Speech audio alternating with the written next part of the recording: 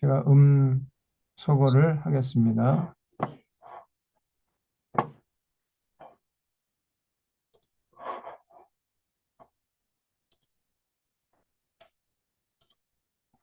예, 에,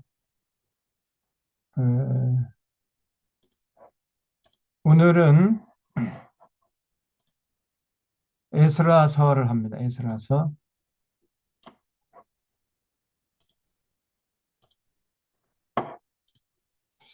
이 지난주에 에스겔서까지 했죠. 에스겔서. 그래서 먼저 오늘 김경미 권사님 들어오신다고 그랬는데 아직 안 들어오셨나? 김경미 권사님. 에, 윤인숙 권사님이 초대를 하셨는데 그 서울이 집이면은 아마 아까 6시 정도 끝났으니까 지금쯤 집에 들어가지 않으셨을까. 오늘 들어오기는 좀 어려울 것 같으네요. 자, 에스라서 하겠습니다. 에스라서는 이제 에스겔서 다음에 살펴봐야 할 책이에요. 그 연대기 순으로 살펴보면 에스겔서 다음에 그 이스라엘 역사를 기록한 책이 바로 에스라서입니다. 그래서 그 예레미야가 예언한 대로 바벨론 포로 생활한 지 70년이 지나면서 그 중동의 역사가 아주 급변을 한 거죠. 당시에 바벨론이 중동의 패자였는데 그 페르시아가 일어나 가지고 바벨론을 무너뜨리고 중동의 새로운 패자로 자리매김을 한 겁니다. 그 페르시아 제국의 초대 왕이 고레스인데 이 고레스 왕이 페르시아 제국을 세운 다음에 첫 번째 내린 명령이 바벨론 포로로 잡혀온 유대인들을 해방시키는 거였어요. 그래서 고레스 칙령을 반포해서 이제 유대인들은 자유의 몸이 됐으니까 너희들의 고향 예루살렘으로 돌아가라 이런 명령을 내렸습니다. 그래서 이제 그 바벨론 생활을 청산하고 예루살렘으로 돌아오는 그 역사적인 과정이 이어졌는데 그 역사적인 과정을 기록한 책이 에스라 느헤미야서예요. 그래서 우리가 이제 차례대로 에스라 느헤미야서를 이제 살펴보려고 하는 겁니다. 바벨론 포로에서 귀환하는 과정을 살펴보면은 1차 귀환이 BC 536년 수룹바벨이 중심이 되어 가지고 돌아온 거예요. 1차 귀환이 536년. 그러면 제 1차 바벨론 침공으로 해가지고 유대인들이 바벨론으로 포로로 잡혀간 해가 BC 606년이거든요. 그러니까 606년 빼기 536년 하면 정확하게 70년 만에 예루살렘으로 돌아가게 된 거죠. 그러니까 예레미야의 예언이 그대로 현실이 된 거예요. 놀랍습니다. 하나님의 말씀은 그 정확도가 놀라운 거예요. 그래서 정확하게 70년 만에 이제 수르바벨 중심으로 해서 그러니까 수르바벨과 대제사장 여호수아 이 두 사람 중심으로 해서 일단의 유대인들이 예루살렘으로 귀환한 겁니다. 그때가 536년이에요. 그 2차 귀환이 그때 1차 귀환 때부터 따져서 79년 후에 그러니까 오랜 후에 다시 돌아온 거예요. BC 457년이니까 약 79년 후에 에스라 성경학자였던 에스라 중심으로 또 일단의 유대인들이 2차로 귀환한 겁니다. 계속 이제 1년마다 계속해서 이렇게 연속해서 지속적으로 돌아온 것이 아니라 1차 한번 돌아간 다음에 오랫동안 돌아가지 않고 그 바벨론이 남아 있다가 79년 후에 돌아온 거예요. 그러니까 여기서 알 수 있는 게 뭐냐면은 바벨론에서 포로에서 노예에서 해방됐음에도 불구하고 예루살렘으로 가려고 하질 않았던 거예요, 이 사람들이. 왜냐하면 70년 지나는 동안에 예루살렘에 이미 다 정착을 했거든요. 정착을 해가지고 땅도 사고 집도 짓고 잘 먹고 잘 사는데 뭐 예루살렘으로 다시 돌아갈 이유가 없었던 거죠. 또 돌아가는 길도 험하고. 예? 그래서 우리가 이사야 제2 이사에서 봤잖아요. 40장부터 66장까지 그 돌아가는 길이 험하고 또 높은 산도 넘어야 되고 깊은 강물도 건너야 되고 그럼 높은 산 건널 때 강도가 숨어 있어 가지고 그 재산 다 강탈당하고 얻어맞으면 어떡하나 두려워가지고 못 돌아가는 거죠. 깊은 강물 건너다가 물살에 휩쓸려서 죽어버리면 어떡하나. 그 겁이 못 돌아가는 것이고 또 돌아가봤자 뭐 예루살렘은 폐허가 되고 다 잿더미가 됐는데 다시 성도 쌓아야 되고 집도 지어야 되고 도로도 닦아야 되고 그런 생각을 해보니까 까마득 해가지고 엄두를 내지 못했던 거예요. 그래서 그냥 예루살렘으로 돌아갈 수 있음에도 불구하고 바벨론에 남아 있었던 겁니다. 그래서 제2 이사야 선지자가 너희들 빨리 돌아가라고 할 때 돌아가라. 돌아갈 수 있을 때 돌아가. 바벨론 좀 있으면 망할 거잖아요. 예? 이 페르시아 제국이 일어나가지고 바벨론 망할 텐데 거기 머물러 있다가는 같이 망할 거 아닙니까? 그러니까 빨리 돌아가라. 높은 산 넘는 거 너 두려워하는 모양인데 하나님이 지켜줄 테니까 걱정하지 말고 빨리 가. 깊은 강물 그 물결에 휩쓸리지 않도록 하나님이 그 지켜주실 거야. 그래 빨리 돌아가. 이렇게 이제 외친 선지자가 제2 이사야 선지라 그랬잖아요. 살펴봤습니다. 어쨌든 2차로 이제 79년 만에 에스라 중심으로 돌아온 거예요. 그 다음에 3차는 BC 444년. 그러니까 13년 만에 느헤미야를 중심으로 해서 다시 세 번째로 귀환한 겁니다. 이렇게 과정이 이어졌어요. 그리고 수르바벨이 이제 돌아와서 제일 처음에 한 일이 자기 집 짓는 것부터 한 것이 아니고 하나님의 성전 건축하는데 더 먼저 열심을 냈어요. 그래서 성전 건축을 위하여 기공식을 하고 시작했으나 주변의 방해 공작으로 공사가 중단되어 가지고 다리 우왕 제 2년까지 중단되었던 겁니다. 그런데 그 좀 이따 말씀드리겠습니다만은 당시에 유대인들이 예루살렘으로 돌아간 유대인들이 겉으로는 뭐 그냥 뭐 걱정하고 근심하고 뭐 이거 어쩌면 좋아 막 이렇게 에, 표현을 했지만은 속으로는요 회개를 불렀던 거예요. 잘 됐다. 이참에 우리 집 먼저 짓자. 이러면서 성전 건축 공사 재개하는 거에 대해서 별로 관심을 갖지 않았어요, 이 사람들이. 그 자기 집 짓고 단장하는데 열심을 냈다 그 말이죠. 하나님의 성전을 짓다 말아가지고 뭐 날이 갈수록 막그 이러면 그 공사하다가 공사 마감하지 않고 놔두면 어떻게 됩니까?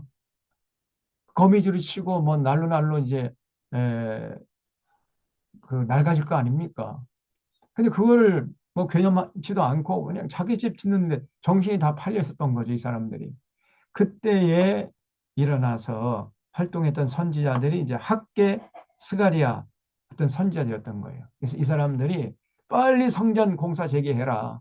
너희들이 그렇게 아무리 열심히 땀 흘려 일해도 손에 남는 것이 없는 것은 너희들이 빈곤의 삶을 면치 못하는 것은 성전 공사 재개하는 걸 등한히 하기 때문이야.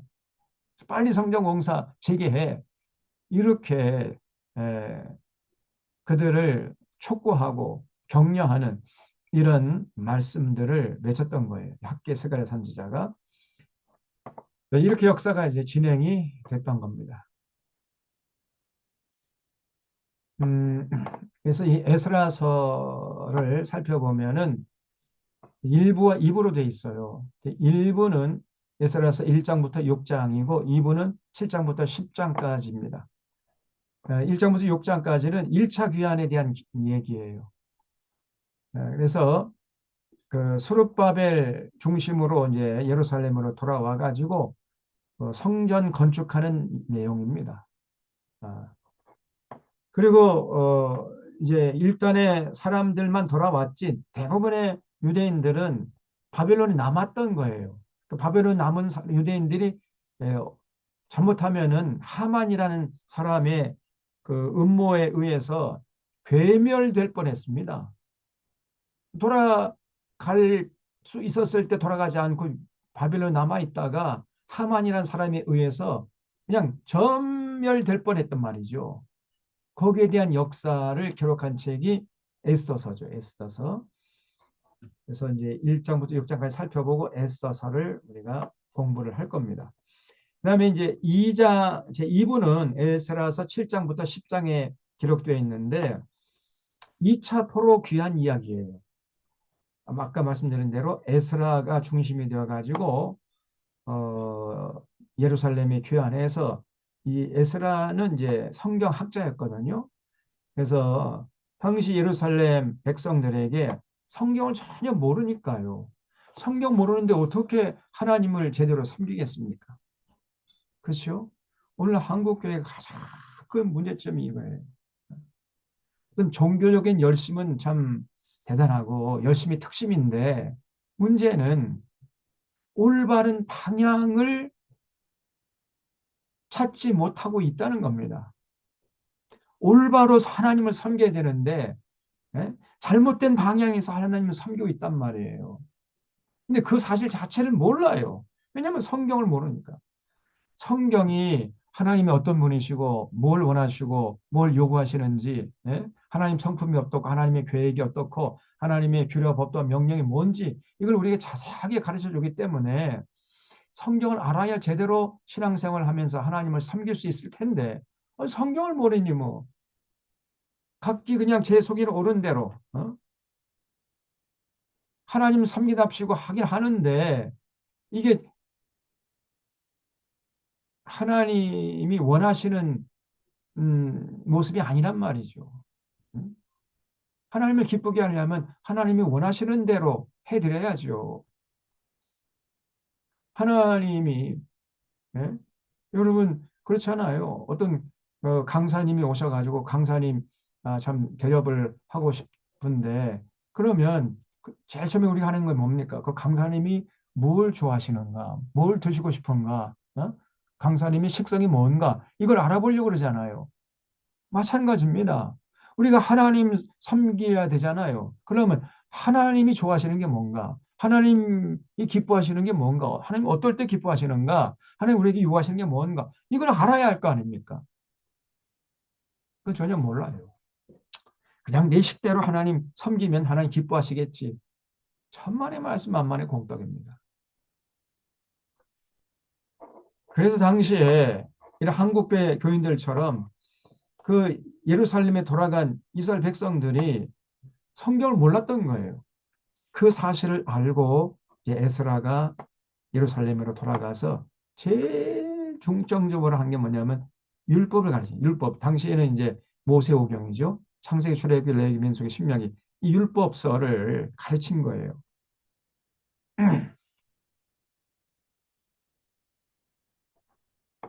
자, 거기에 대한 내용이 7장부터 10장에 기록되어 있습니다. 자, 좀 더 자세하게 이제 살펴보겠습니다. 에스라서 1장부터 6장의 요약을 살펴보면 1장은 고레스 칙령에 의해서 예루살렘으로 귀환하는 이스라엘 백성들의 모습이 기록되어 있습니다. 여기 에스라서 한번 펴보세요. 에스라서 1장. 바사 왕 고레스 원년에 여호와께서 예레미야의 입을 통하여 하신 말씀을 이루게 하시려고 바사 왕 고레스의 마음을 감동시키심에 그가 온 나라에 공포도 하고 조선 내려 이르되 그랬죠. 이 바사가 페르시아입니다. 페르시아. 페르시아 초대 왕 고레스가 원년이라면 고레스가 이제 왕이 되는 그 해라는 말이죠. 고레스가 왕이 된 그 해에 하나님께서 예레미야 선지자 70년 만에 돌아가게 하시겠다. 그 예언을 했죠. 예레미야가. 그 하신 말씀을 이루게 하려고 페르시아 왕 고레스의 마음을 감동시켰다는 거예요. 그래서 이 고레스가 온 나라에 이제 칙령을 내려가지고 공포를 했는데 그 내용이 뭐냐? 2절에 나옵니다.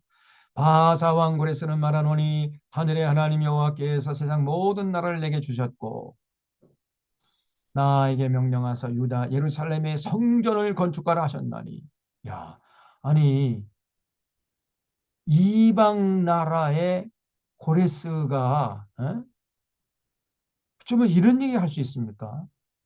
하나님의 택함 받은 이스라엘 백성들의 왕들은 한마디도 이런 말을 못 했는데 택함 받지 않은 이방의 왕인 고레스가요.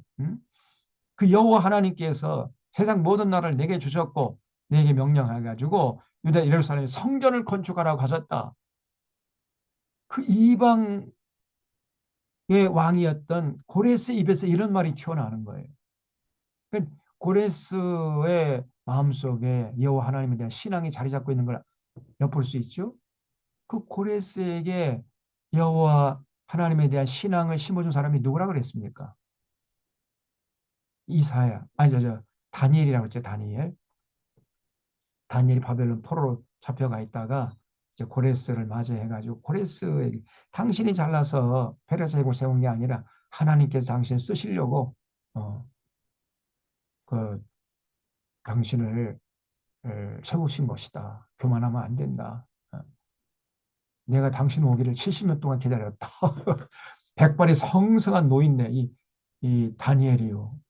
눈빛이 살아있어가지고 고레스를 맞이해가지고 고레스에게 여호와 하나님에 대한 신앙을 전수해 준 거죠. 이 고레스가 대단하지 않습니까? 페르시아 초대 왕이 된 그 원년에 첫 일성이 바벨론 포로 잡혀온 유대인들을 해방시켜가지고 예루살렘으로 돌아가게 한 그 칙령을 내린 거예요. 3절 이스라엘 하나님은 참신이시라. 아이고, 여호와 하나님만이 참신이라고 고백하지 않습니까? 너희 중에 그 백성 된 자는 다 유다 예루살렘으로 올라가서 이스라엘 하나님 여호와의 성전을 건축하라. 그는 예루살렘에 계신 하나님이시니라. 예.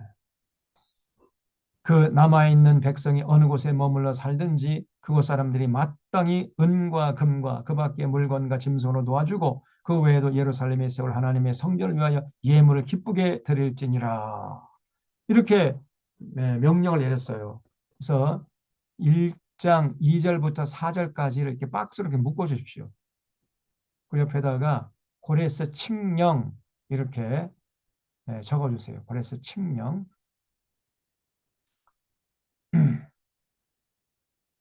음,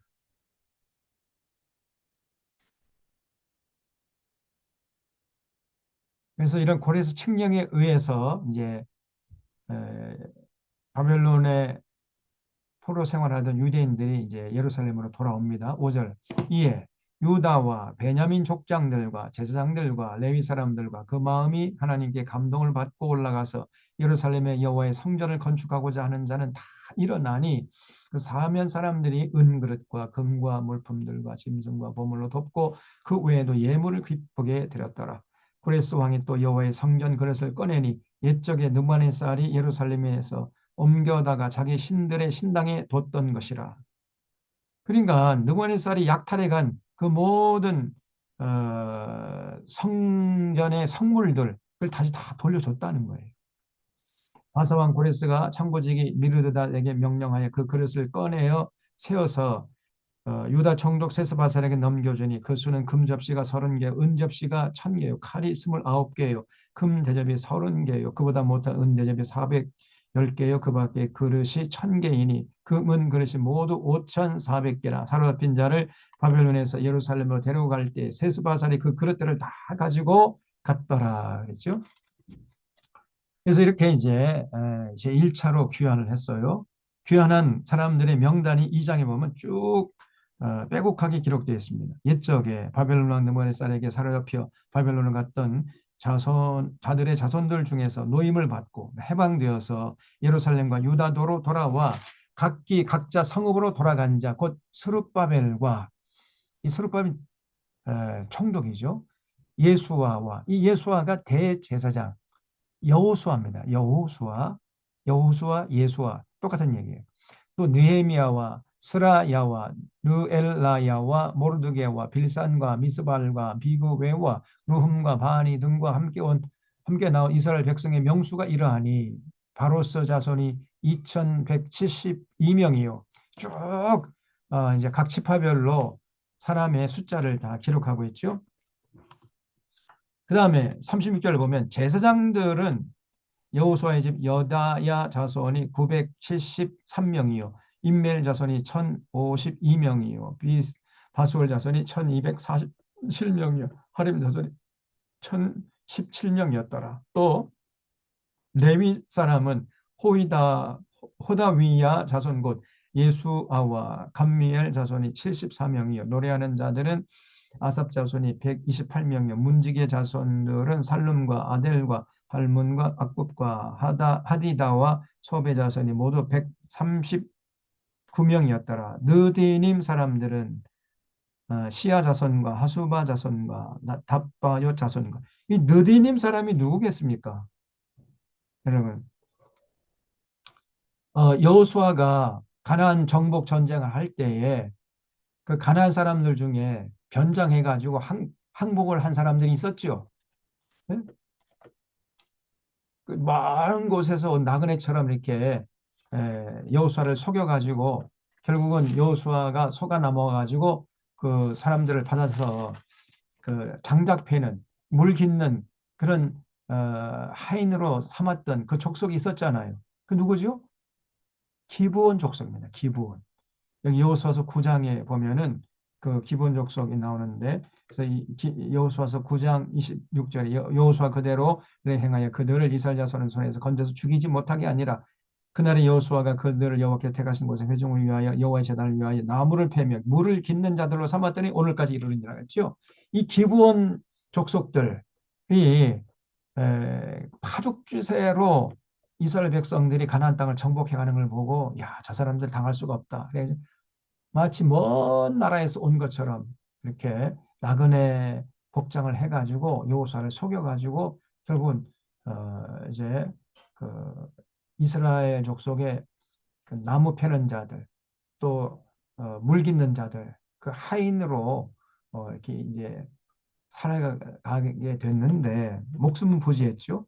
근데 이 사람이 정말 신실하고 충성돼가지고 지금 바벨론 포로로 잡혀가 돌아오는데 그때까지도 이스라엘 그 사람들을 곁을 떠나지 않았던 겁니다.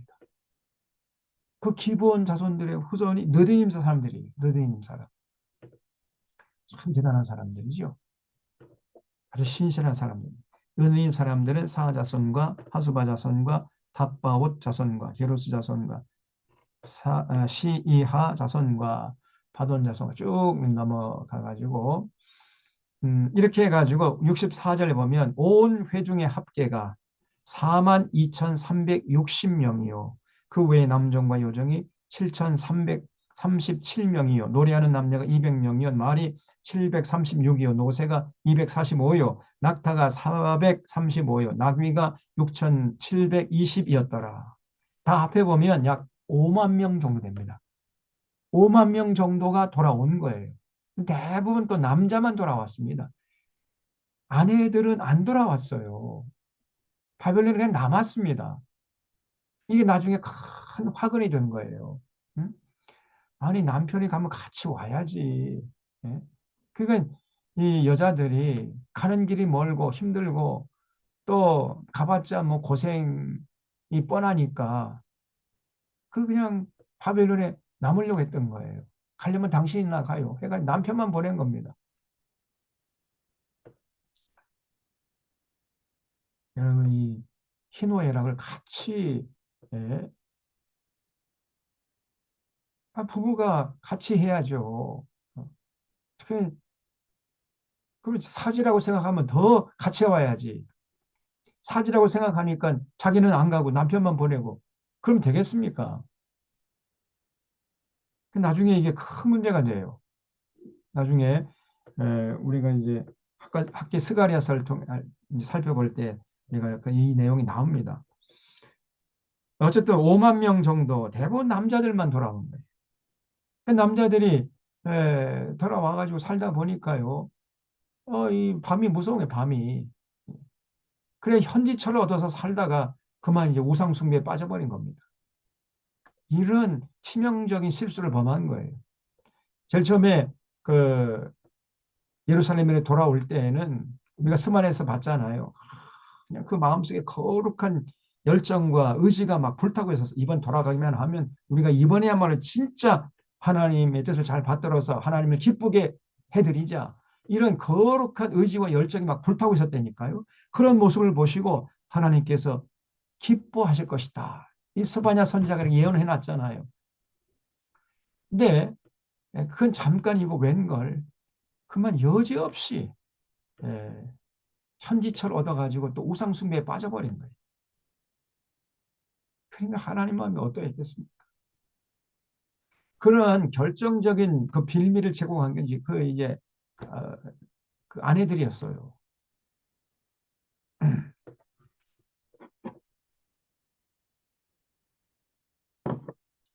물론 그래도 남편들이 딱 지조를 지키고 그 아내를 그리워하면서 뭐 그래야 됩니다만은 에, 어디 그런 사람들이 그 쉽겠습니까?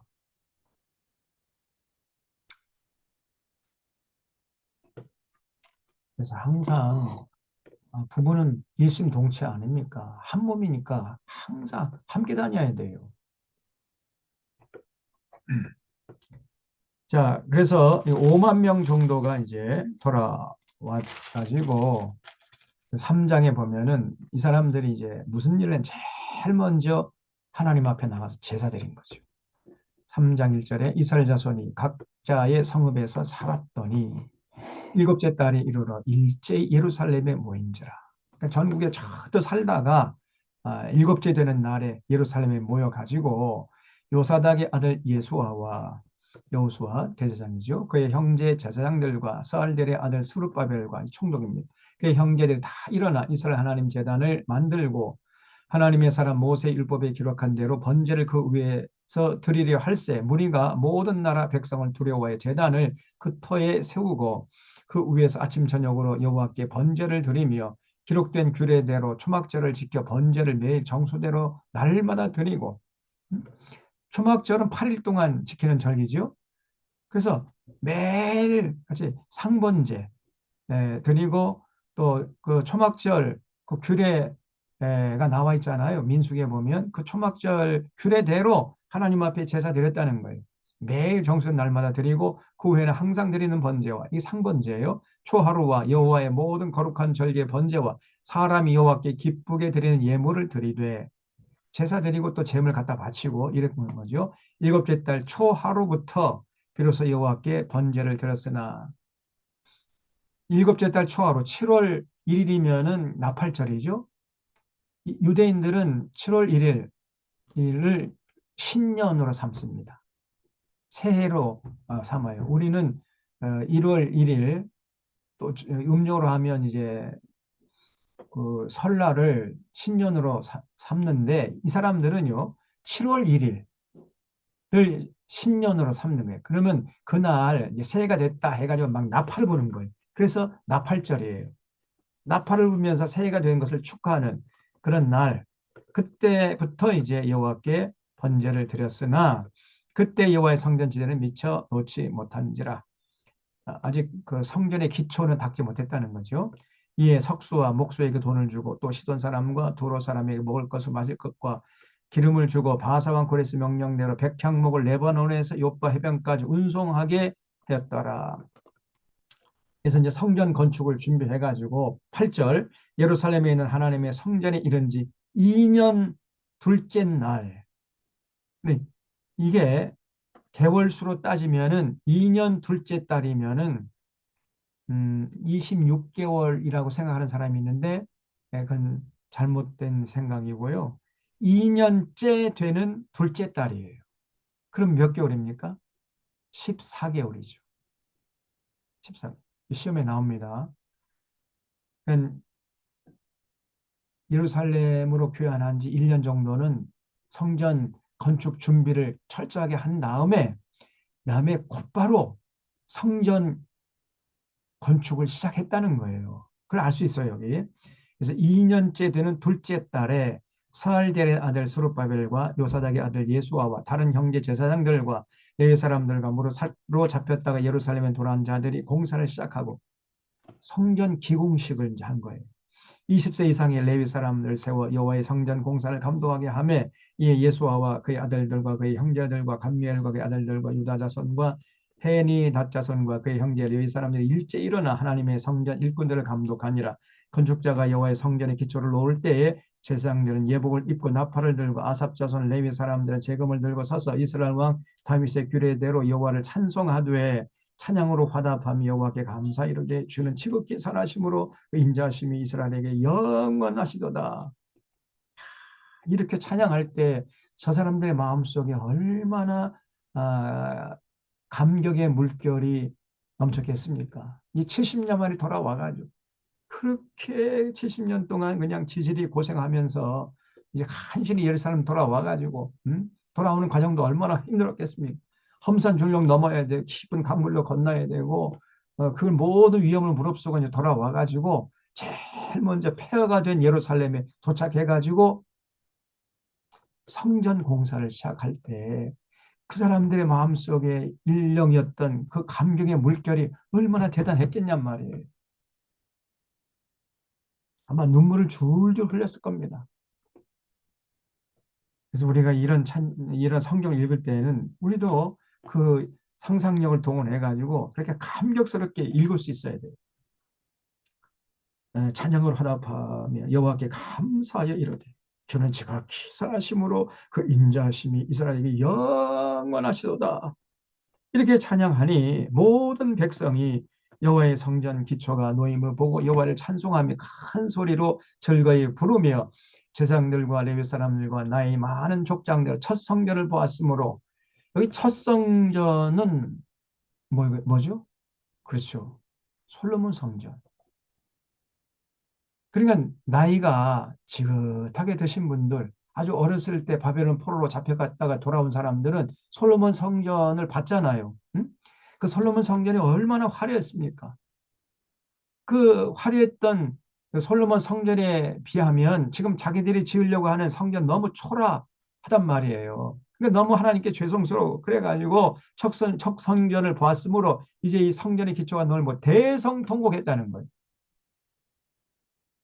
그 솔로몬 성전에 비하면 규모도 작고 예산도 부족하고 너무 좀 초라하고 그러니까 대성통곡을 했어요. 그러나 여러 사람은 기쁨으로 크게 함성을 지르니 그 솔로몬 성전, 첫 성전을 보지 못한 젊은이들은 어쨌든 간에 하나님의 성전이 지금 건축하게 됐으니까 너무 기뻐가지고 크게 함성을 질렀다는 겁니다. 그래서 백성이 크게 외치는 소리가 멀리 들리므로 즐거이 부르는 소리와 통곡 소리를 백성들이 분간하지 못했더라. 그래서 어르신들은 막 감격스럽게 울고 또 젊은이들은 그냥 기공식 시작하면서 할렐루야 하나님을 찬양하고 그래서 우는 소리와 막 기쁨에 웃는 소리 찬양 소리가 뒤 번복돼 가지고 도대체 멀리서 들으면은 저게 우는 소리인가 웃는 소리인가 구별할 수가 없을 정도였다는 거예요. 그렇게 감격스럽게 성전 기공식을 한 겁니다. 자, 이렇게 성전 기공식을 이제 시작했는데 사장이 보면 곧바로 주위의 이방인들의 방해로 성전 공사가 중단해 버려요. 사장 있잖아요. 사로잡혔던 자들의 자손이 이스라엘의 하나님 여호와의 성전을 건축한 다음을 유다와 베냐민의 대적이 듣고 여기 유다와 베냐민의 대적이 누구겠어요? 유다는 남유다를 말하는 거고 베냐민 지파는 어, 북이스라엘 지파를 총칭합니다. 그래서 남유다와 북이스라엘 그러면 전체 이스라엘이죠. 이스라엘의 대적들 누굽니까? 그거는 뭐냐면 좀 이따 나오겠습니다만은 그 북이스라엘 그 이 아수르의 살만에셀이 쳐들어와 가지고 그 사마리아 사람들을 다 잡아가지고 그 하산 하볼까 다그 저 아수르 지경에 전부 다 흩어버렸잖아요. 그리고 아수 사람들 또 데려다가 사마리아 산에 살게 했잖아요. 그래서 유대인과 같이 결혼시켜가지고 피를 섞어버렸죠.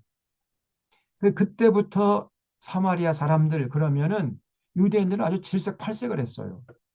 너희들은 이방인의 피가 섞인 잡종들이야. 너희들은 개되지만도 못한 것들이야.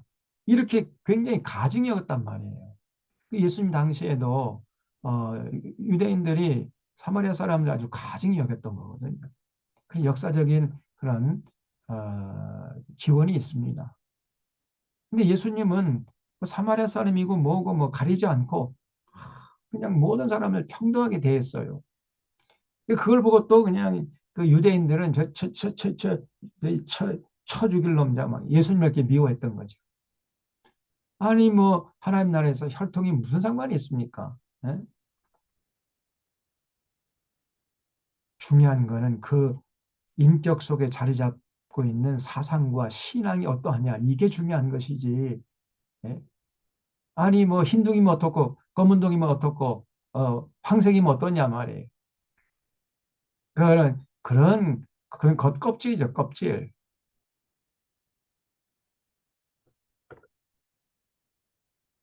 백인들 그러면 한국 사람들 껍벅 죽는데 백인 중에서 얼마나 나쁜 놈들이 많습니까? 예? 이 가증한 것들이 얼마나 많은지 몰라요. 이 백호주의, 이 KK단 이것들 아주 잔인한 것들이 많습니다, 여러분. 또 착한 사람도 물론 많죠.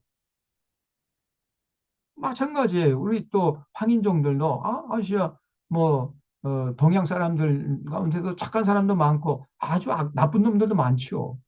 흑인들도 마찬가지예요. 예. 그래서 그런 피부색에 의해서 사람을 차별하고 그래서는 안 된다 그 말이죠. 어, 그 혈통을 그렇게 이제 한국 사람들이 중히 여기는데 예? 거기서 조금 벗어나야 됩니다. 우리나라가 아직도요 그 고아 수출 1위입니다. 1위. 왜 그러냐? 내 피가 한 방울도 섞이지 않은 사람 그러면 절대로 자기 에, 가족으로 입적시키려고 하진 않아요. 한국 사람들. 근데 이 서구 문명은 그렇지 않아요. 내 피를 이어받지 않았다 할지라도 그냥 같이 살면은 한 식구다. 이런 개념이 강해요. 이 가족이라는 개념이 확, 굉장히 개념이 폭넓습니다. 근데 우리는 꼭 내 혈통을 이어받아야 내 가족으로 인정해 주죠. 그리고 그 자기 혈통을 이어받으면 뭐 그냥 모든 건 다 그냥 다 쏟아 부어 주려고 그러고 그리고 그렇지 않으면은 그냥 피도 눈물도 없이 이게 우리 한민족의 장점이면서 또 단점이기도 해요. 빨리 이것을 장점은 잘 살리고 단점은 잘 극복해야 됩니다. 어쨌든 그 이 유다와 베냐민의 대적이라는 것은 이제 사마리아 사람들이에요. 스룹바벨과 족장들에게 나와 이르되 우리도 너희와 함께 건축하게 하라. 우리도 너희와 같이 너희 하나님을 찾노라. 그러니까 이 저 사마리아 사람들도 아 우리도 너희가 믿는 하나님 같이 믿어. 그러니까 너희가 건축하고자 하는 성전 우리도 좀 도와줄게. 예? 우리도 좀 참여시켜 달라. 이렇게 부탁을 했다는 거예요. 아수르 왕 엘살핫돈이 우리를 이리로 오게 한 날부터 우리가 하나님께 제사를 드리노라. 이렇게 같이 하나님을 믿으면은 그래 참 잘 됐다. 너희들도 같이 참여하자. 이렇게 좀 했으면 얼마나 좋겠습니까? 근데 유대인들이요. 안 돼. 이 거룩한 성전 지는데 이방인의 피가 섞인 놈들이 어디 같이 이 거룩한 일에 참여한다고 그래? 안 돼. 근데 반대를 하는 거예요. 그러니까 스룹바벨과 예수와 기타 이스라엘 족장들일 때 우리 하나님의 성전을 건축하는데 너희는 우리와 상관이 없느니라. 이렇게 나오네. 이 사람들의 신앙의 폭이 너무 좁은 거예요. 또 바사왕 고레스가 우리에게 명령하신 대로 우리가 이스라엘 하나님 여호와를 위하여 홀로 건축하리라. 다시 말하면 너희들은 참여시키지 않겠다는 거예요. 하였더니 그래? 그러면 좋다. 그러면서 이제 이 사마리아 사람들이 그때부터 회방을 놓는 거예요. 이로부터 그 땅 백성이 유다 백성의 손을 약하게 하여 그 건축을 방해하되 바사왕 고레스의 시대부터 바사왕 다리오가 즉위할 때까지 관리들에게 뇌물을 주어 그 계획을 막았으며 또 아하수에로가 즉위할 때에 그들이 글을 올려 유다와 예루살렘 주민을 고발하니라. 참 안타까운 일이 벌어진 겁니다. 7절에 보면 아닥사스 때 나오죠. 여기 보면은 이 페르시아 왕들을 조금 우리가 알아둘 필요가 있습니다. 지난번에 한번 말씀드린 적이 있는데 페르시아 초대 왕이 고레스죠. 이 고레스가 마사게타의 족속을 정복하려다가 투미리스 왕에게 죽임을 당합니다. 마사게타의 족속의 그 왕이 여자였어요. 여왕이었는데 토미스라는 여왕인데 아주 여벌입니다. 그래서 이 고레스가요 굉장히 정말 산전수전 공중전까지 다 겪은 그런 굉장히 용맹한 장수요 왕이었는데 그 여왕 이 여자와 싸우다가 그냥 비참하게 죽은 거예요.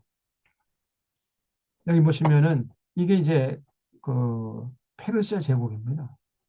이렇게 거대한 제국을 세운 사람이 고레스예요. 고레스. 원래는 어, 페르시아가요.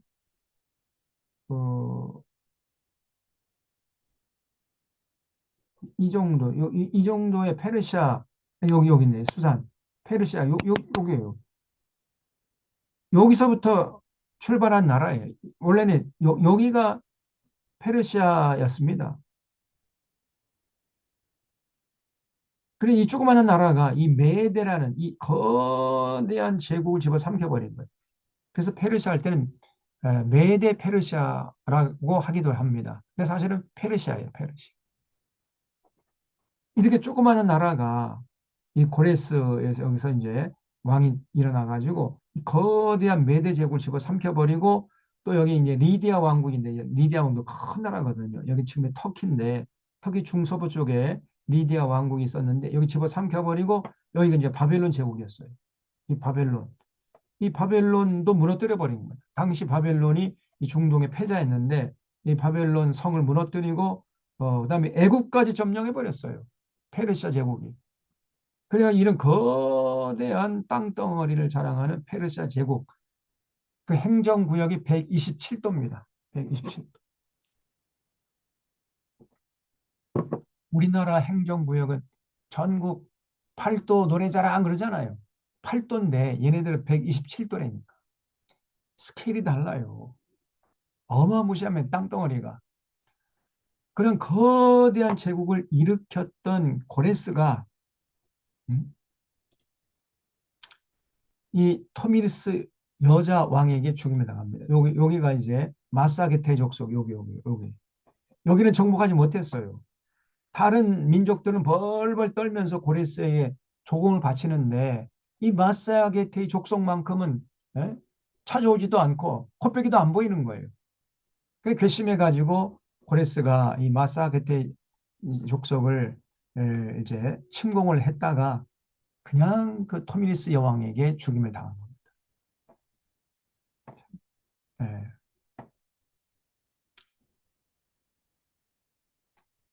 그래서 교훈이 뭐냐? 절대로 아무리 힘이 세고 지혜가 많고 용맹한 사람이라 할지라도 여자와 싸우면 안 된다. 이 교훈이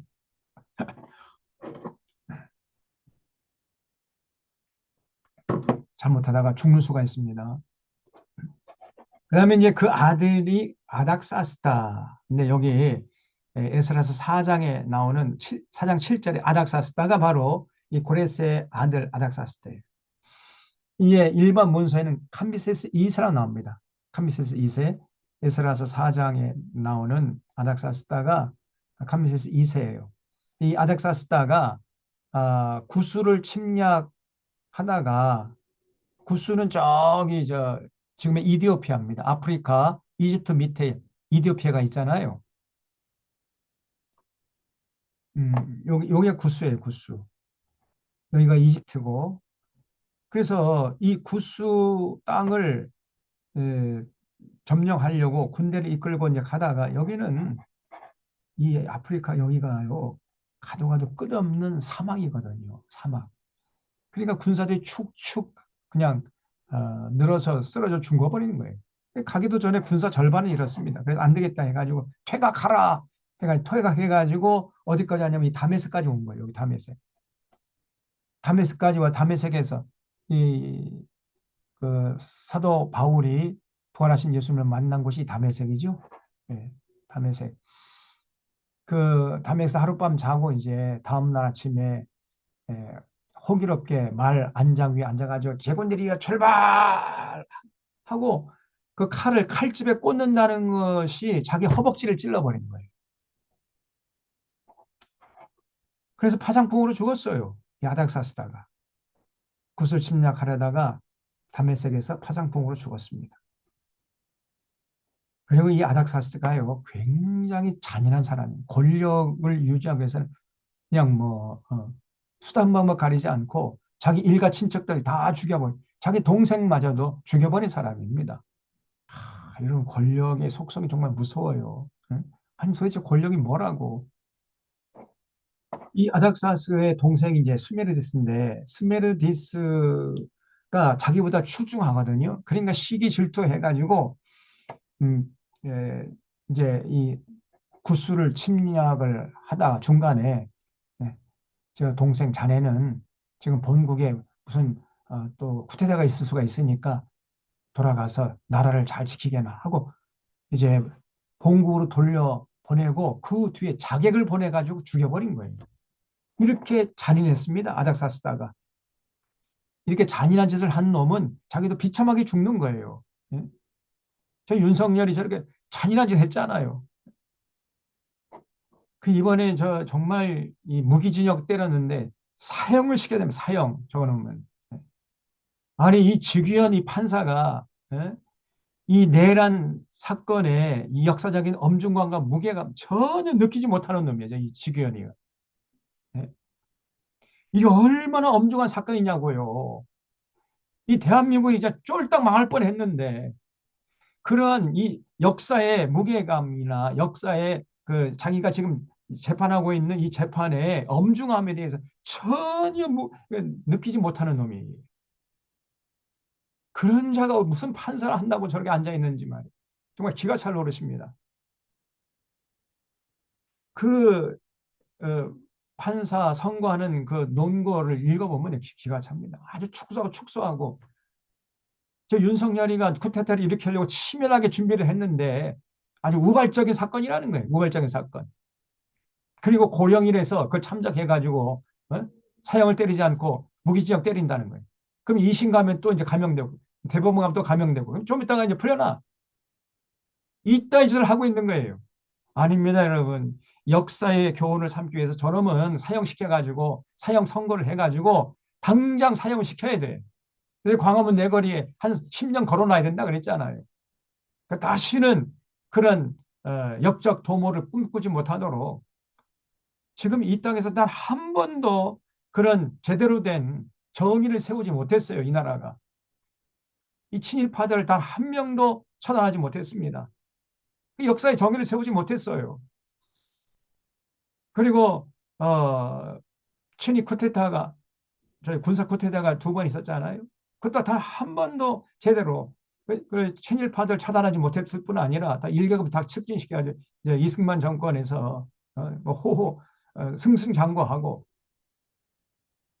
친일파를 그 반민족 특위를 결성을 했더니 친일파들이 급습해가지고 친일파 경찰들 오히려 반민특위 사람들을 다 죽이고 말이죠. 반민특위가 해산돼 버리고 유야무야 되지 않았습니까? 그리고 뭐 쿠데타 일으켜도 뭐 그냥 희지부지 돼버리고 저 전두환 저놈은 광주 그 시민들을 이제 수백 명 죽인 놈인데 그거를 무기징역하고 나중에 그냥 또 사면시켜가지고 천수를 누리다가 죽었잖아요. 그러니까 뭐 저뭐 쿠데타 해다가 뭐 실패해도 뭐 조금 있으면 이제 뭐 국민들 다 잊어버릴 것이고 나중에 또 사면돼 가지고 뭐 이렇게 되면 안 됩니다. 나라의 정의, 나라에 이게 기강이 안 서잖아요. 일벌백계 해야 되는 거예요. 그래서 저 윤석열 지금이라도 저놈을 당장에 사형 선고를 해서 사형 집행을 해야 됩니다.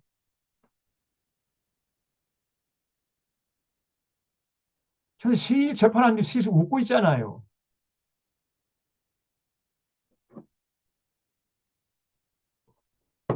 그러니까 또 이 백 국민들은 또 그냥 일말의 기대를 가지고 윤 어게인 그러면서 저 극우 세력들은 또 난동을 부리고 있고 이렇게 일벌백계를 하면은 금방 잠재울 수가 있는데 지금 저놈 정신 나간 놈이 저놈이 예?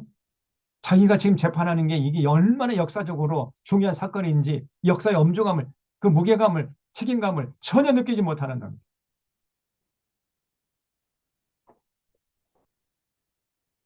아 정말 얼마나 속상한지요 이게. 예.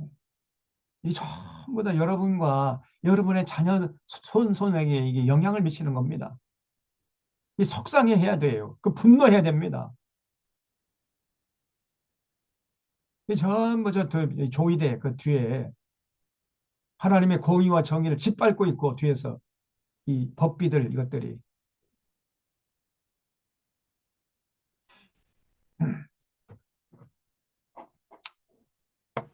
어, 그래서 이 아닥사스다가 자기 동생 스멜에 대해서 죽였어요. 그런데 캄비세스 그 2세 아닥사스다 휘하 있던 7명의 장군이 있었는데 장군들이 본국에 돌아가 보니까요. 스멜이 살아있네. 분명히 자객을 보내가지고 죽였는데 살아있어요. 그런데 자세히 알아보니까 비슷한데 가짜야.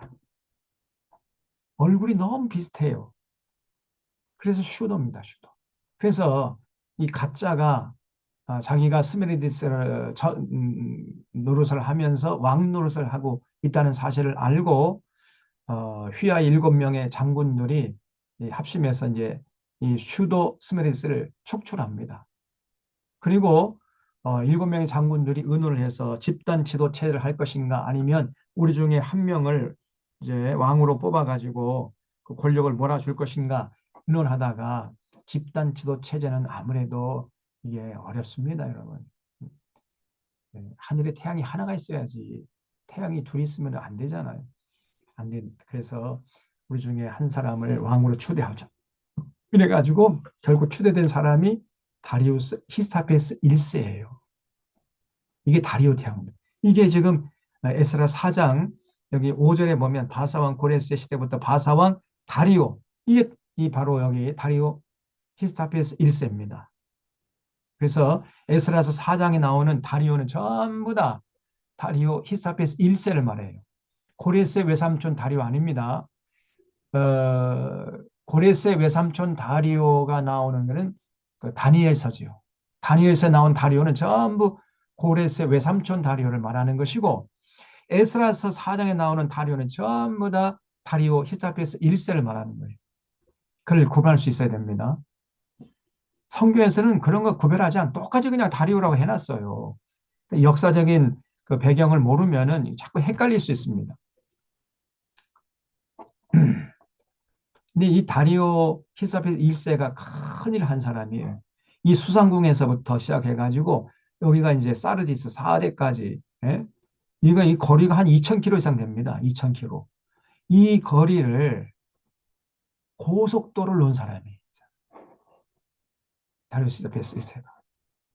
여기가 이제 그 소아시아 7교회가 있는 쪽이죠. 여기 에베소서에서 보도 사빌라 7교회가 있는. 그래서 음, 고속도로를 그 대리석으로 놓은 사람이고 그 마차가 달리는 속도로 우편이 전달될 수 있도록 마방을 우편 제도를 완비한 대왕이 다리우스 있었던 일세예요. 그리고 이제 이 고속도로를 통해서 군사를 보내가지고 이 그 그리스 헬라를 침공했습니다. 그래서 이 마라톤 전쟁을 일으킨 주인공이에요. 마라톤 전이 패배했잖아요. 그 패배해가지고 그 패배 후유증으로 시름시름 앓다가 죽었습니다. 다리오가. 그래서 그 아들이 바로 아하수에로인데 여기 크세르 일반에서는 일반 문서에는 크세스라고 나와요. 이게 에스더의 남편입니다. 에스더서 1장에 나오는 아하수에로가 바로 그 주인공입니다. 이 사람이 이제 테르마필레 자기 아버지 원수를 갚겠다 해가지고 한 50만 대군을 군사를 일으켜가지고 다시 헬라로 쳐들어가요. 그래서 여기 헬라 여기 중심부에 보면 테르피밀라는 헬라 그 지금 그리스 중부 쪽에 테르모필레라는 지역이 있는데 여기서 전쟁을 벌였습니다. 테르모필레 전. 나중에는 패배하고 그때 그 그리스에서 나와서 싸운 사람들은 그 스파르타 군인들 300명이에요. 300명이 50만 대군하고 싸우자고 오는 거예요. 그러니까 아하스웨로가 기가 막힌 거죠. 야 이놈들아 이게 장난인 줄 알아. 어? 빨리 항복해 까불지 말고. 그래도 어, 그 대장이 레오니다스인데 우리 절대로 항복하지 않다. 죽음을 무릅쓰고 300명이 50만 대군과 싸우다가 전멸을 당하죠. 그 전쟁이 그 유명한 테르모필레 전쟁입니다. 그 다음에 이제 살라미스 해전. 살라미스에서 이 아수, 이 페르시아 육군이요. 그리스 해군에 의해서 그냥 전멸을 당합니다. 살라미스라는 바다에서 50만 그 페르시아 육군이 다 수장돼 버려요. 그래서 아하수에로가 자기 한 몸 그냥 빠져나와 살아서 돌아갑니다. 그 후유증으로 이제 치른실 앓다가 죽어요. 그리고 그 아하수에로의 아들이었던 아닥사스다. 이게 이제 에스더의 아들이죠. 네. 에스더, 에스라 7장에 나오는 이 아닥사스다가 바로 그 주인공입니다. 그래서 이 아닥사스다는 여기 두 번째 아닥사스다 좀 다릅니다. 이걸 구별할 줄 알아야 돼요. 이 아닥사스는 캄비세스 이세를 말하는 것이고 6번에 나온 아닥사스는 에스의 아들이에요. 이 아닥사스다는 유대인의 피가 절반 흐르고 있잖아요. 그래서 유대인들을 많이 중용했어요. 그래서 그 아닥사스다 곁에 있었던 유대인들 중에 그 유명한 사람이 뭐냐면 에스라, 느헤미야 이런 사람이었던 거죠. 에스라, 느헤미야도 전부 다 유대인들 아닙니까? 자, 이렇게 이제 역사가 진행이 되었는데 그런 것들을 좀 알아놔야 에스라서 4장이 이제 이해가 되죠. 자, 다시 돌아갑니다. 에스라 4장 7절에 아닥사스다 때에 비슬람과 미르드닷과 다부엘과 그의 동료들인 바사와 아닥사스다에게 글을 올렸으니 캄비스 이스라엘에 올렸다는 거죠. 그들은 아람 문자와 아람 방언으로서 써서 진술했더라. 방백 루흠과 서기관 심세가 아닥사스다 왕이 올려 예루살렘 백성을 고발한 그 글에 방백 루흠과 서기관 심세와 그 동료 디나 사람과 아바사 사람과 다블레 사람과 아바세 사람과 아렉 사람과 바빌론 사람과 수산 사람과 더의 사람과 엘람 사람과 그 백성 곧 존귀한 오수 납발이 사마리아 산과 유브라데 강 건너편 다른 땅에 옮겨둔 자들과 함께 고발한다 하였더라. 여러 지역 사람들이 함께 이제 고발한다는 거죠.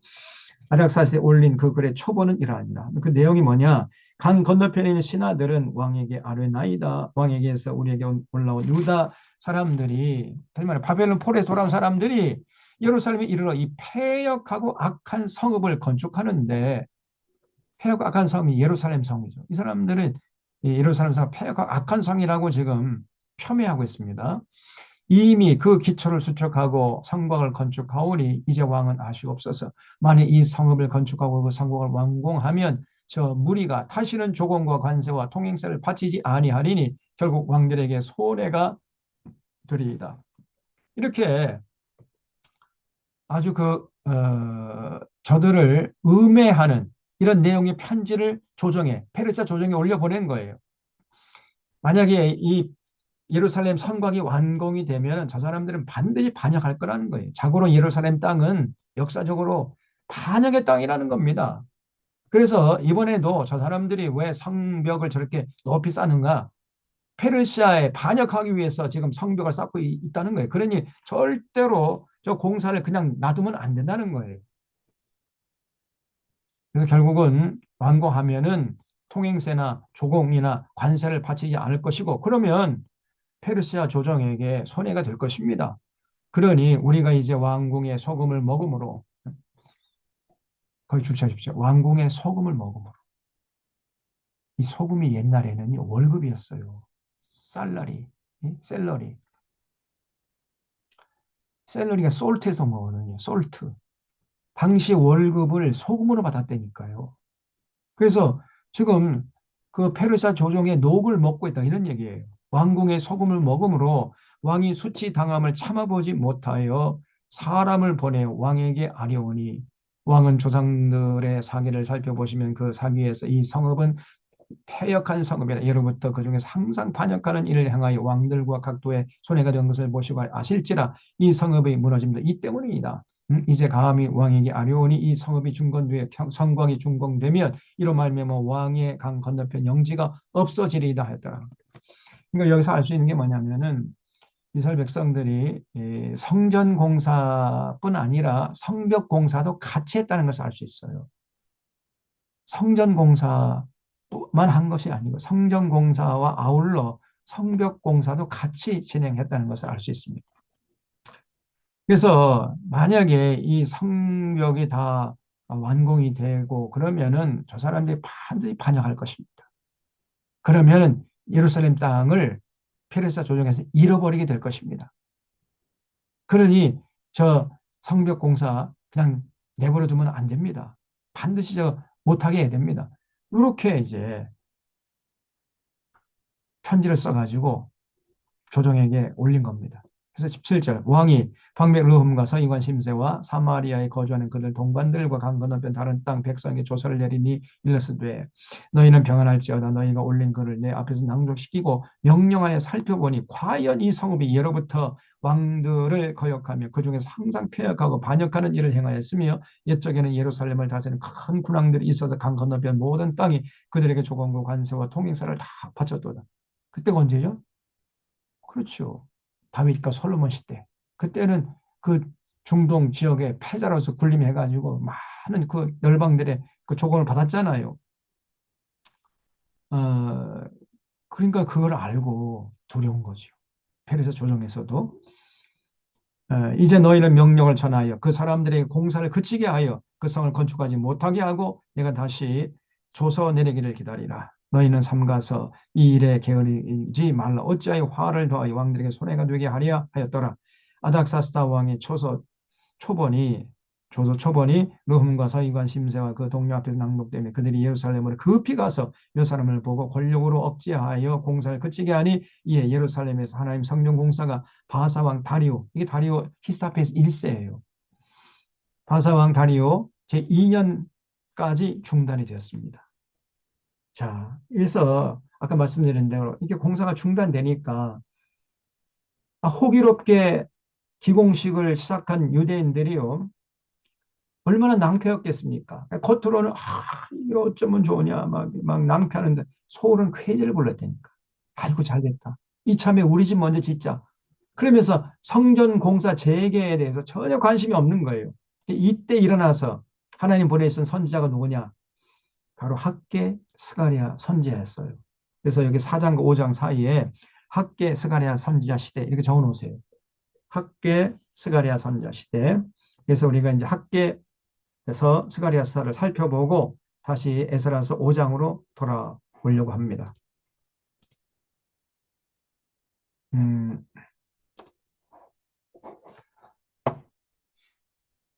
자, 학개서를 펴보세요. 학개서 저 뒤에 있죠, 또. 그러니까 이 성경이 연대기 순으로 편집이 된 게 아니고 주제별로 편집이 되었기 때문에 그래요. 그래서 우리가 연대기 순으로 재편집을 해서 성경을 읽어가야 헷갈리지 않을 수가 있단 말이에요. 자, 학개서 맨 뒤에 있습니다. 소선지서. 어, 그래서 에스라서 1장부터 4장을 읽은 후에는 학개서를 읽어야 됩니다. 왜냐하면 그 학개서의 서론적인 역할하는 것이 에스라서 1장부터 4장이에요. 아까 말씀드렸지만은 이스라엘 백성들이 70년 만에 예루살렘 돌아온 다음에 호기롭게 성전 기공식을 시작하고 건축을 이제 했는데 곧바로 방해 공작을 만나가지고 공사가 중단되었어요. 근데 그때 사람들이 다시 성전 공사를 재개하는 데 관심이 없고 그냥 자기 집에 관심이 자기 집 치장하는 데 그렇게 관심이 많았던 거예요. 이럴 때 일어나서 활동했던 선지자가 학개서니까 우리가 에스라서 1장보다 4장 읽은 후에 학개서를 읽어가야 연대기 순으로 읽어가는 거죠. 학개 선지자는 바벨론 폴에서 돌아온 이스라엘 민족의 지도자였습니다. 당시 학개의 나이가 한 100세 정도로 추정이 됩니다. 100세. 굉장히 장수한 사람, 어른이죠. 민족의 어른. 당시 이스라엘 공동체는 예루살렘을 돌아오자마자 성전 건축에 힘을 썼습니다마는 현지인들, 다시 말해 사마리아 사람들의 방해 공작으로 공사가 중단되자 겉으로는 근심하는 듯 했으나 속으로는 쾌재를 불렀습니다. 이참에 우리 집 먼저 짓자 이렇게 생각하고는 성전 공사 재개에 힘을 쏟지 않고 자기 집 짓는 일에 열심을 냈어요. 제가 비유를 드는 건 있죠. 지금 배가 바다 밑으로 가라앉고 있어요, 지금. 침몰하는데 선실에 있는 사람들이 자기 방 꾸미는데 정신이 없었다는 말이죠. 음, 그런 격이에요. 그러면 자기 집 아무리 화려하게 치장해봤자 무슨 소용이 있습니까? 음, 배가 지금 바다 밑으로 가라앉고 있는데 이렇게 어리석은 짓을 했던 거예요. 그래서 이들은 성전 공사가 중단된 것을 보니 하나님 뜻이 아닌 것 같다. 그러면서 자기들의 행위를 합리화시키려고 이런 핑계를 댄 거예요. 이거 성전 공사 중단 건 하나님 뜻이 아니야 이거. 아니 성전 공사가 왜 하나님 뜻이 아닙니까? 하나님의 뜻이 아닌 것 같아. 그러니까 이렇게 어려움이 있는 거죠. 여러분 하나님이 뜻일수록 어려움이 있을 수 있습니다. 그 잊지 마셔야 돼. 또 어떤 사람은 이거 하나님의 때가 아닌가 봐. 그러니까 뭐 이렇게 어려움이 있는 거지. 좀 더 우리가 인내하고 좀 더 멀리 보고 좀 준비하면 되는 거야. 이러면서 이제 그동안에 우리 집 먼저 짓자. 이렇게 자기 행위를 합리화시키려고 했던 거예요. 또 어떤 사람은 지도자 탓을 했어요. 지도자가 말이야 행정 처리 하나 제대로 하지 못해가지고 성전 공사가 중단되게 하고 말이에요. 예? 이런 명령이나 받게 하고 말이에요. 도대체 수르바벨과 여호수아는 뭐 하는 거야? 이러면서 이제 지도자 탓을 하면서 성전 공사에 힘을 기울이지 않았던 겁니다. 이런 상황에서 학계 선지자가 성전 건축이야말로 하나님의 뜻이고 성전 건축에 힘쓰며 하나님이 도와주실 거려 하면서 성전 공사 재개를 강력히 촉구했어요. 그래서 1장에 보면 산에 올라가 나무를 가져다 성전 공사를 재개하라. 이렇게 학계 선자가 외칩니다. 여러분 우리 개인과 가정이 교회의 평안과 밀접하게 연결되어 있죠. 그 잊지 마셔야 됩니다. 또 나라의 평안함과 우리 가정의 행복과는 아주 긴밀하게 연결되어 있는 거예요. 나라가 식민지로 전락해봐요. 우리가 여러분 일제 식민지 36년 치렀잖아요. 수많은 가정들이 행복이 파괴되고 가정이 뿔뿔이 흩어지고 식구들이 전부 다 흩어지고 그랬지 않습니까? 나라가 건강해야 돼요. 나라가 평화로워야 가정이 평화로울 수 있고 행복할 수 있는 겁니다. 아까 말씀드린 대로 지금 나라가 지금 바닷속으로 배가 파손돼 가지고 바닷속으로 가라앉는 그런 격인데 아무리 가정에서 혼자 가정을 행복하게 지어 나가려고 해도 그게 되겠습니까, 여러분? 안 됩니다. 마찬가지로 공동체인 교회가 건강하고 평화로워야 가정도 평화로울 수 있는 거예요. 밀접하게 연결되어 있습니다. 전부 다. 공동체와 개인, 개인과 공동체는 서로 밀접하게 연결이 되어 있는 거예요. 그래서 교회가 건강하고 평안해야 우리 가정이 평안하고 건강할 수 있습니다. 교회가 평안치 못하고 건강하지 못하면 우리 삶도 불안정하고 건강이 어려워요. 우리는 항상 교회의 평안과 건강을 위해서 기도하고 협력해야 됩니다. 아멘. 그런데 불행하게도 지금 한국 교회가 건강치 못해요. 그러니 우리의 가정적인 건강과 행복도 이게 참 요연한 문제란 말이에요. 어떻게 해든지 간에 제가 혼신의 힘을 다해서 정말 건강한 교회를 이루려고 애를 씁니다만 저도 한계가 있고 제 능력에도 뭐 한계가 있잖아요. 한국 교회 이 그 타락한 물결이 막 밀려오는데 걷잡을 수가 없는 겁니다. 그래도 우리 교회는 그래도 깨어있는 장로님들하고 또 권사님들, 집사님들이 계셔서 그래도 좀 숨이 쉬어지고 숨통이 터지는데 다른 교회 가면 진짜 이거는 숨이 팍팍 막힙니다. 어떻게 해볼 도리가 없어요.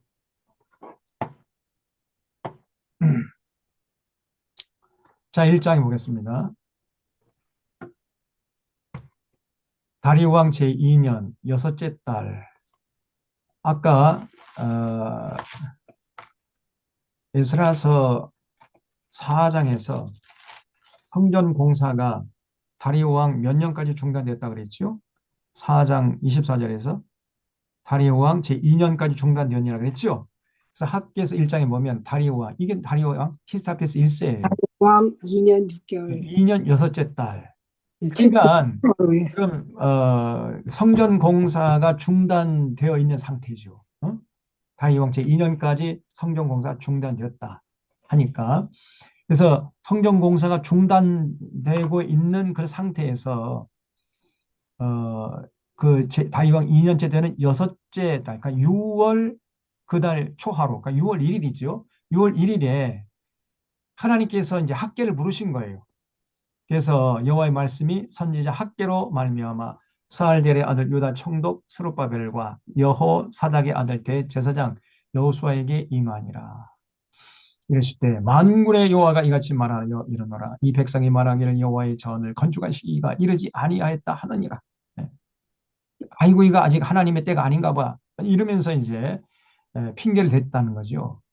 전에 우리도 성경 공사할 때 이거 지금 우리가 더 준비하고 더 많은 저 자금을 준비한 다음에 건축해야지. 그리고 여기도 성경 공사 터가 아니고 뭐 다른 데 잡아야 되고 뭐 또 아직 시기가 아니다. 뭐 이렇게 아주 의견이 분분했잖아요. 제가 생각할 때 그때가 진짜 하나님의 때였어요. 맞아요. 그때 성전 공사를 시작하지 않았으면 우리 지금도 못 졌습니다. 맞습니다. 곧바로 그 IMF가 터져버렸잖아요. 그때 뭐 자기 주장 했던 사람들 다 어디로 가버렸죠, 지금. 자기 주장 안 받아준다고 해가지고. 아이고, 참. 아니, 공동체가 결정하면 자기 생각과 다르게 결정을 했더라도 따라주는 게 그 공동체 일원으로서의 그 의무 아닙니까? 자기 주장 안 받아줬다 해가지고 그냥. 뭐 그런 사람 사실은 그 공동체에 별 필요가 없는 거죠.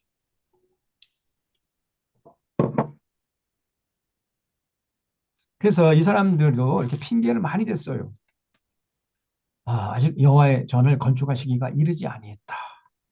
그렇게 하는데 여호와의 말씀이 선지자 학개에게 임하여 이르실 때 이 성전이 황폐했거늘 너희가 이때에 판벽한 집에 거주하는 것이 옳으냐 그랬어요. 이 판벽한 집을 줄쳐주세요. 판벽한 집 무슨 말이냐면 벽을 장식한 잘 꾸민 집이란 뜻이에요. 판벽한 집. 우리말로 바꾸면은 아주 호화롭게 사치스럽게 지은 집을 말합니다. 판벽한 집. 지금도 여러분 이스라엘 땅 가보면 그 집들이요. 서민들 집들 보면은 전부 다 무슨 흙벽이에요, 흙벽. 예, 흙으로 그냥 이렇게 얼기설기 지은 집들입니다. 흙벽이. 근데 그 벽을 대가지고 이렇게 지었으니 얼마나 화롭게 지은 집이냔 말이죠. 벽을 잘 장식하고 꾸민 집. 자기 집 짓는데 빨았던 거예요, 사람들이. 그것이 옳으냐? 그러므로 이제 만군의 여호와가 이같이 말하노니 너희는 너희 행위를 살필지니라. 너희가 많이 뿌릴지라도 수확이 적으며 먹을지라도 배부르지 못하며 마실지라도 흡족하지 못하며 입어도 따뜻하지 못하며 일꾼이 삭슬 받아도 그것을 구멍 뚫어진 전대에 넣음이 되느니라. 구멍 뚫어진 전대에 아무리 여러분 돈을 넣어봤자 다 새버리잖아요. 성전 공사 재개하지 않고 너희들이 아무리 열심히 땀을 일해봐라. 손에 남아는 것이 다 술술 빠져나간다는 거예요. 그래서 그 공동체가 신앙이 제대로 서지 않으면은 결국은 이 사람들이 일하는 것이 다 헛수고가 된다는 거죠. 그래서 7절 만군의 여호와가 말하니 너희는 자기의 행위를 살피지니라. 너희는 산에 올라가서 나무를 가져 성전을 건축하라. 네. 그리하면 내가 그것을 말미암아 기뻐하고 또 영광을 얻으리라. 여호와가 말하노라. 여러분 그 교회당은 어떻게 보면은 사실은 정신적인 기둥 아닙니까? 지주, 정신적 지주예요. 네? 그 기둥이 흔들리면은 삶이 안정될 수가 없지요. 그렇죠? 그래서 이 딱 예배당이 건강하게 튼튼하게 잘 서 있어야 돼요. 그리고 그 교회당 안에 들어있는 교회가 또 더 건강해야 됩니다. 교회당보다 더 중요한 게 교회예요. 그러나 또 교회당도 외관도 중요하죠. 교회당과 교회는 밀접한 또 서로 연관 관계가 있습니다. 그래서 빨리 산에 올라가서 아무 나무나 해가지고 교회당을 성전을 빨리 지어라. 그러면 내가 기뻐하고 영광을 얻을 것이다. 이렇게 지금 하나님께서 말씀하시는 거예요. 이 우주 만물을 창조하신 하나님이 초라하게 지은 집도 괜찮으니까 빨리 아무 나무나도 산에 올라가서 해다가 지어라. 꼭 백향목으로만 지으려고 하지 마라. 이렇게 말씀하시는 거예요. 그 당시에 그 예루살렘 근방에 산은 백향목 없어요. 뭐 있어봤자 시띠나무는 그 아카시아 나무거든요. 아카시아 나무 여러분 그 볼품이 있습니까? 잎이 꼬이고 뭐 가늘한 거잖아요. 아카시아 나무가. 시띠나무 그렇거든요. 그리고 거기는 광야기 때문에 그 잎사귀도요. 이렇게 잎사귀가 풍성하면은 그게 이제 그 뜨거운 태양볕에 견딜 수가 없습니다. 다 증발이 날아가기 때문에 수분을 유지할 수가 없어요. 그래서 베베 날카로운 가시가 돼버려요. 그래서 아카시아 가시 있잖아요. 응?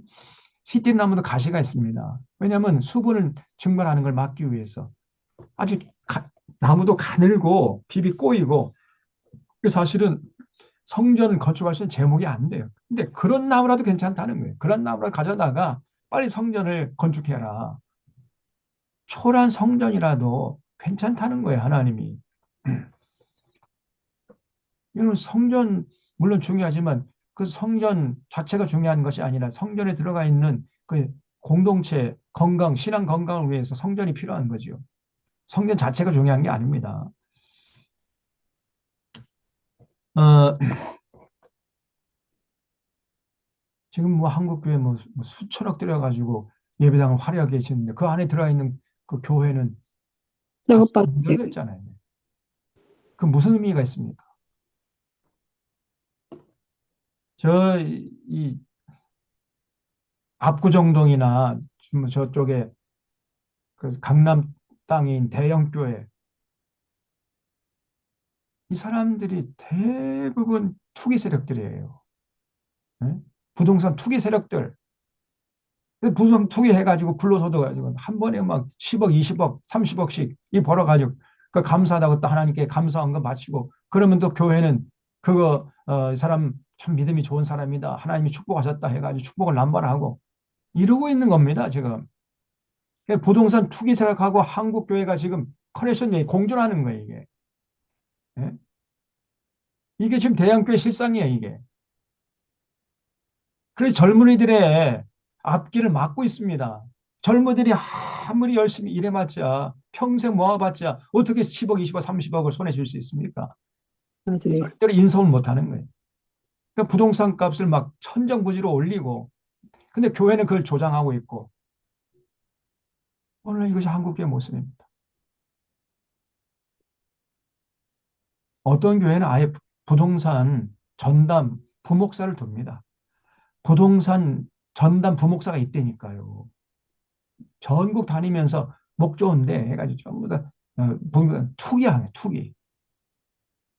이래가지고 비자금을 800억, 900억 이상을 굴립니다. 목사가. 완전 한국의 대형 교회가 복마전이에요. 이 교회가 아닙니다.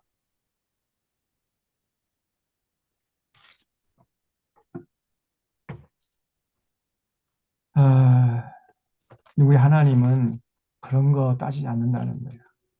산에 올라가서 아무 나무라도 하다가 성전을 관tuk하면은 내가 그것을 말하며 기뻐 영광을 얻을 것이다. 너희가 많은 것을 바라서나 도리어 적었고 너희가 그것을 집으로 가져가서나 너희가 풀어버렸느니라. 나 만군의 여호와가 말하는 이것이 무슨 까닭이냐.